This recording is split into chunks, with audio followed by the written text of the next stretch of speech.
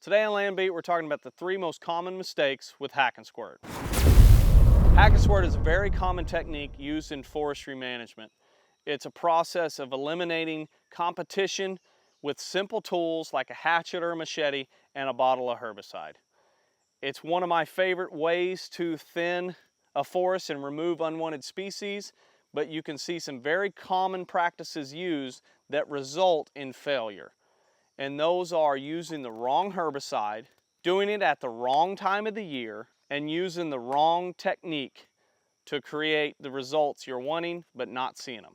So the wrong herbicide, I see this all the time where guys are using glyphosate and water, similar to what they're spraying on food plots, a 5% mixture of glyphosate and water, or they're using straight glyphosate and they're hitting some species that are a little bit harder to kill on a typical day, but they're using glyphosate and they're seeing mixed results. For one growing season, you may see stunted canopy, half the tree looks dead, half of it's still green, and the next year it comes back complete canopy. That's a very common thing that we see with using the wrong herbicide. Another failure is doing it at the wrong time of the year. Let's say you're trying to treat a mid-story of maples, but you're doing it in late February, early March because all the trees seem to be dormant. You start hacking, treating it with herbicide, moving on, not realizing that that tree is pushing up nutrients and it's going to push that herbicide out and it's going to be an ineffective kill, almost no kill. That's a very common one we see for hack and squirt in the winter, late winter, early spring. This could be even occurring with elms, maples, any other trees that are really pushing up nutrients early in the spring, unlike oaks, which are going to green up later in the spring. So that's another very common one.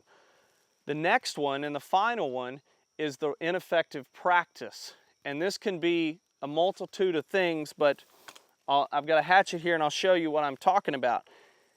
We typically see 1 hack per 3 inches in diameter.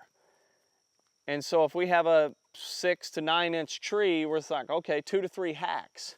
So you come up here and you hack it, and you hack it, and you may hack it again. Well, this is not the effective way. What we want to do is try to ring the tree. So we would hack it here, and hack it here. That's the effective treatment. But I see the staggered effect very commonly when you say 1 hack per 3 inches of diameter. These are the 3 most common techniques: using the wrong herbicide, using it at the wrong time of the year, and using the wrong technique. A good herbicide mix for hack and squirt is the Harper cocktail, which is Garlon 3A, water, and Arsenal AC. The right tool for me is a hatchet, and the best technique is 1 hack per 3 inches diameter, ring in the tree.